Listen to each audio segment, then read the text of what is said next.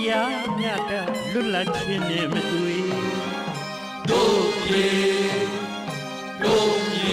များလူခတ်သိမ်းငြိမ်းရန်နေလို့ခွေတူညီများဝါရပြုစေနဲ့ပြေတို့ပြေ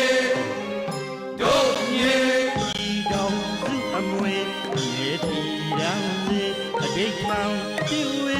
ထိန်သိမ်းစို့